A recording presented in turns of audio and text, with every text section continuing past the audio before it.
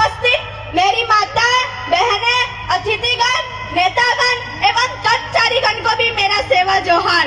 आज मैं आपके सामने हमारे देश के एक स्वतंत्रता सेनानी, हमारे समाज के जननायक एवं धरती आबा यानी धरती के पिता भगवान बिरसा मुंडा की बात करने आई हूँ।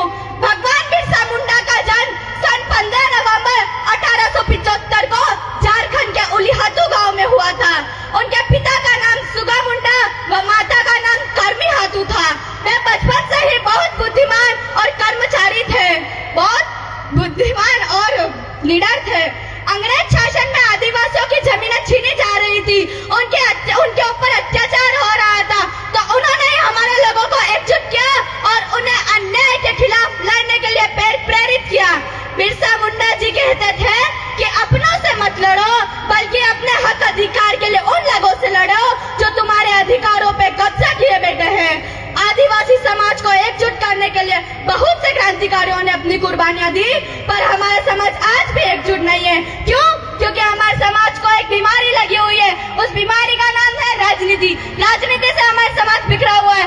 आदिवासी समाज है पर कांग्रेस बन के खड़ा है, आदिवासी है पर बीजेपी बन के खड़ा है, आदिवासी है पर बीडीपी बन के खड़ा है, आदिवासी है पर कम्युनिस्ट बन के खड़ा है। क्या है आदिवासी का दिखता है क्या?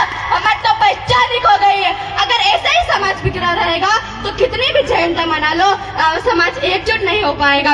आगे बिरसा जी कहते हैं कि ये प्रकृति मेरी जननी है, इसकी रक्षा हमें हर हाल में करनी है। अगर समाज एकजुट होकर रहेगा तो कोई भी बाहरी ताकत हमें अपने वश में नहीं कर सकती है। आगे बिरसा जी कहते हैं कि मैं अपने शब्द दे जा रहा हूँ, इसे फेंकना मत, इसे अपने घर या आंगन में सजो कर रखना। मेरा कहा कभी नहीं मिटेगा।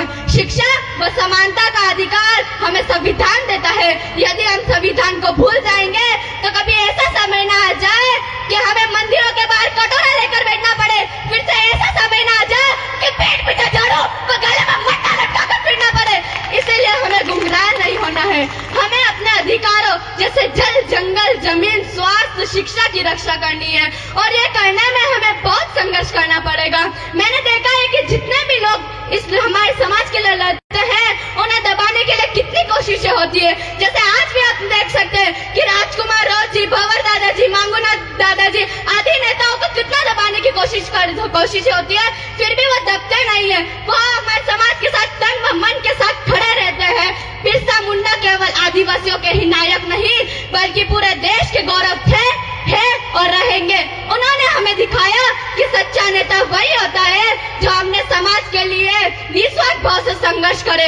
उन्होंने हमें सिखाया कि जो अन्याय के खिलाफ लड़ता है वही सच्चा देशभक्ति होता है। उन्होंने बिरसा नामक एक आंदोलन चलाया था जो सत्य, ईमानदारी और समानता पर आधारित था। बिरसा मुंडा ने हमारी देश की व्याप्त बुराइयां जैसे नशाखोरी, अंधविश्वास एवं आपसी भेदभाव को खत्म करने का संकल्प लिया था।